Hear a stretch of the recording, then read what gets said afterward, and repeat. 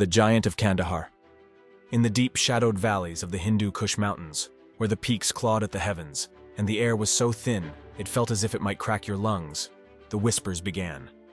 Soldiers stationed in the remote outposts, those who dared venture far from the fortified perimeters, spoke of a presence, an unspeakable force with eyes like coals and a voice that trembled through the earth. To some, it was the stuff of tales told by soldiers trying to spook new recruits. To others, it was an ancient terror waiting to be unleashed. The outpost of Day Ramat was one such place. Located in a narrow gorge flanked by jagged ridges, it was built to oversee a critical supply route. The outpost was made of concrete and corrugated steel, a stark contrast to the raw, unforgiving landscape around it. Commanders had warned the soldiers of the perils of venturing out alone after dark. They spoke of wolves, of rogue militias, of landslides and blizzards, but never did they mention the giant. Sergeant Marcus Cole was a veteran, an experienced man who had served in places where the ground was so dry it cracked like porcelain beneath his boots. But Kandahar was different. There was an unnatural silence here, a deep, crawling sense that something was always watching. It started with a sound, a low thrum that would ripple across the camp in the middle of the night, waking men in their bunks, their hearts racing as they clutched their rifles tight. The sound was not a growl or the howl of wind. It was something deeper, resonant, like the sound of thunder but ancient, as if the mountain itself were breathing. One night, a young private named Alvarez, new to the outpost and eager to prove himself, reported seeing a figure among the rocks. He was on night patrol, half conscious and numb with cold, when he noticed movement. There, on the rocky ridgeline, a shape emerged from the gloom, tall and lean yet disturbingly wide, like a living wall of sinew and bone. It stood unmoving, head cocked to one side as if listening to the wind. "Is that you, Alvarez?" came the voice of Corporal Hollis from the radio. Alvarez's reply was shaky. "I think I see something big." A static silence followed, then the voice came back sharper, almost urgent. "Get back here now! Move!" The creature didn't move, not right away. It stood for what seemed like hours, its body a black silhouette against the pale starlight, eyes two amber coals that glared with an intelligence that sent a bolt of ice through Alvarez's veins. And then it turned. The motion was slow, deliberate, and as it did, the ground seemed to shudder beneath his feet. When he turned to run back to the safety of the camp, he tripped over loose stone and scraped his hands raw. But the real terror was in the sound behind him, the rhythmic thudding of feet pounding against the ground. They were huge, each step shaking the rocks and sending cascades of dust and stones down into the dark crevices. He stumbled into camp, breathless, eyes wide with horror, and screamed, "It's real! The giant! I saw it!" A cold, suffocating hush settled over the outpost. A few men laughed nervously, their voices hollow, but it was no use. The fear had already wormed its way into their hearts. For weeks after that, the stories escalated.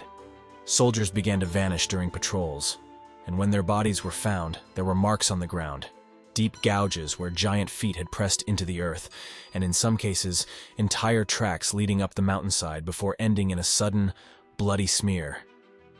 On the nights when the giant was close, the air grew thick, as if a storm were coming.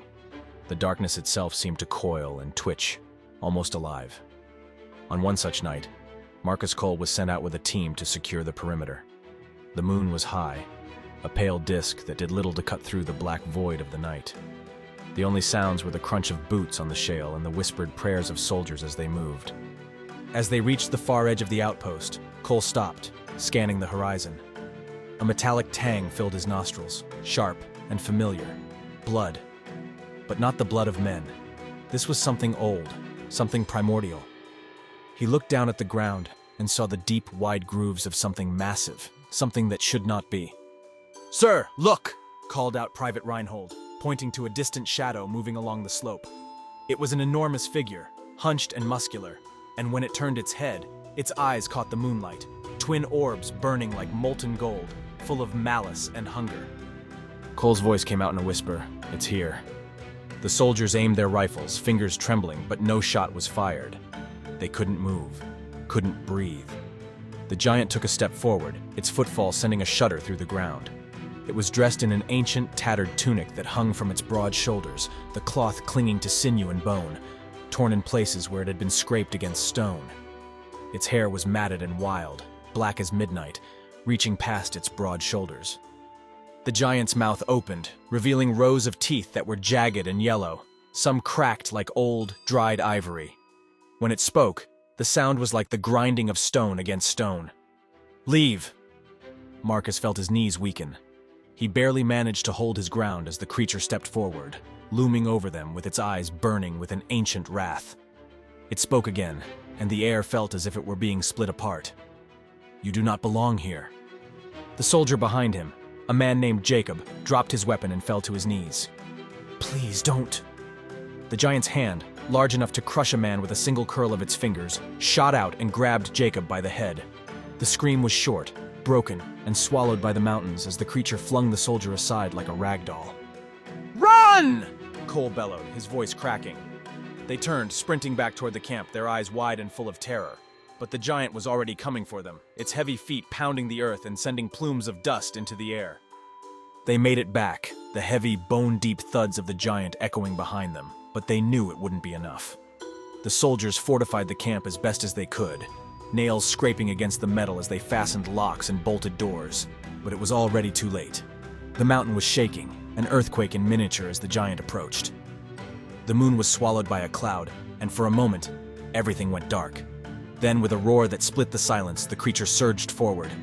Its arm reached through the gap in the barricade, and its clawed fingers grabbed Private Alvarez, who screamed in terror before disappearing into the night. The rest of the men, now desperate, fired their weapons blindly into the black, the sound deafening as it bounced off the concrete and steel walls. But the giant did not fall. It roared, a sound that cracked through their bones and made them drop their rifles, covering their ears as the camp around them shuddered with an unnatural force.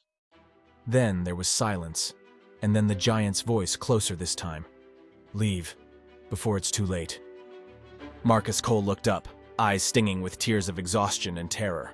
The giant's shadow loomed over him, dark as the void, eyes smoldering and terrible. With a final crushing stomp, the ground split. The last thing Marcus saw was the creature's eyes, burning with the weight of centuries, as the darkness swallowed the outpost whole.